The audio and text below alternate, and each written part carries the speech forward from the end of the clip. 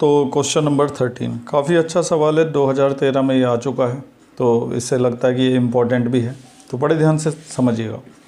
How many 3 digit number are divisible by 7? 3 digit के ऐसे कितने नंबर हैं जो 7 से डिवाइड हो सकते हैं?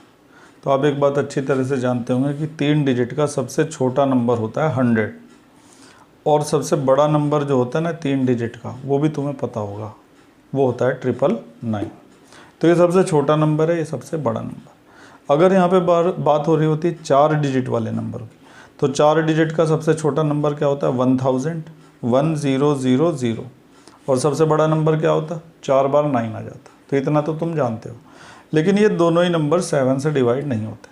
हमें चाहिए 7 से डिवाइड होने वाले 3 डिजिट के नंबर, तो ये तो डिवाइड हो नहीं सकता। मैं जानता हूँ कि 7 से डिवाइड होने वाला सबसे पहला 3 डिजिट का नंबर है 105। देख लो, हो जाएगा डिवाइड। 7 1 जा 7, 3 बचा, 7 5 जा 35। अब अगर दूसरा नंबर चाहिए 7 से डिवाइड होने वाला 3 डिजिट का, तो इसमें 7 प्लस कर दो 112, फिर इसमें 7 प्लस कर दो 119। अब तुम्हें लगातार 7 से डिवाइड होने वाले 3 डिजिट के नंबर मिलते चले जाएंगे, और सबसे आखिरी नंबर जो होगा 3 डिजिट का जो 7 से डिवाइड हो सकता है वो होगा 994। अब तुम ये सोचोगे कि हमें कैसे पता चलेगा कि सबसे पहला 3 डिजिट का नंबर ये है और सबसे आखिरी वाला ये है? क्योंकि एक बार सबसे पहला पता लग जाएगा तो उसके बाद के नंबर तो हमें आराम से पता लग जाएंगे, क्योंकि उनमें प्लस करते चले जाएंगे 7। और मान लो कल को 7 के बजाय 5 से डिवाइड होने वाला या 3 से डिवाइड होने वाला या फिर 9 से डिवाइड होने वाला दे दिया, तो हम क्या करेंगे? तो आखिर हमें इस नंबर का पता कैसे चलता है कि 7 से डिवाइड होने वाला 3 डिजिट का सबसे पहला नंबर यही होगा?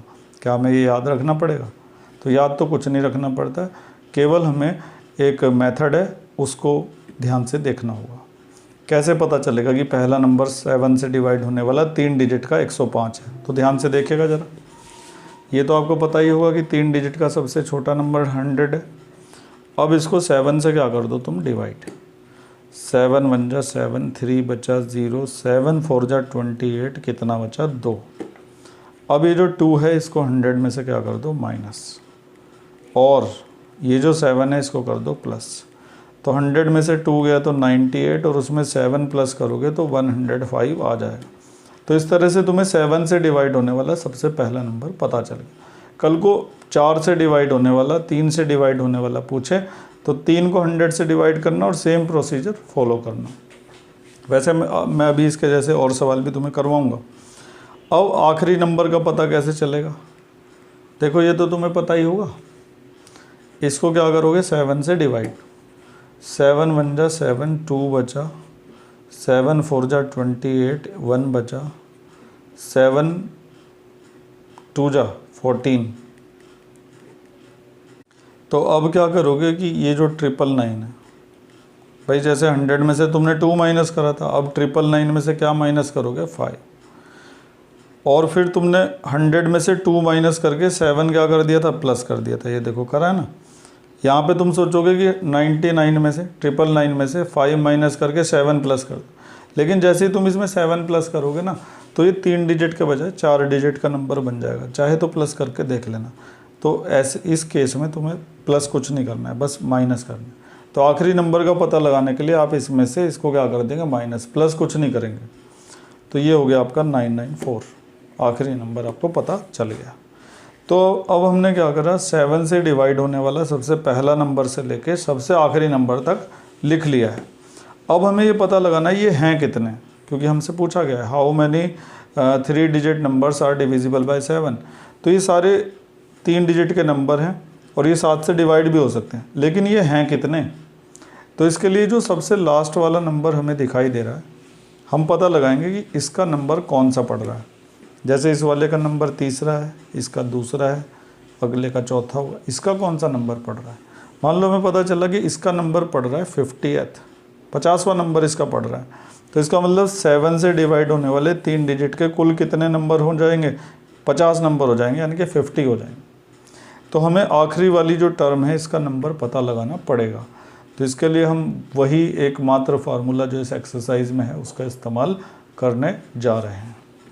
तो ये क्या है A 105, D तो 7 ही निकल जाएगा, क्योंकि इसमें से इसको माइनस करोगे 7 आएगा। और वैसे भी ये सीरीज़ तुमने कैसे बनाई थी, 7 प्लस कर करके बनाई थी। ए आ गया, डी आ गया। ये जो 994 है इसे हम क्या लिखेंगे, इसे हम लिखेंगे ए एन। मैंने तुम्हें बता रखा है कि किसी भी टर्म को तुम ए एन लिख सकते हो। ए एन जो है वो जनरल टर्म को रिप्रेजेंट करता है। इसे ए एन लिख दो, इसे लिख दो, लास्ट टर्म को ए एन लिख दो, किसी को भी ए एन लिख दो। और तुम्हें इस टर्म का नंबर पता लगाना है, यानी कि तुम्हें निकालना है एन। बस ये 4 चीज़ें इकट्ठी कर लो किसी भी तरह से। अब लगा दो फार्मूला। तो फार्मूला क्या होता है, A N is equal to A plus N minus 1 into D. A N की जगह पर आ जाएगा 994, ए की जगह पर आ जाएगा 105, एन की जगह पर कुछ नहीं आएगा और डी की जगह पर आ जाएगा 7। और हर बार जैसे सॉल्व करते हैं ना वैसे ही सॉल्व कर देंगे। 105 इधर आके क्या हो जाएगा, माइनस।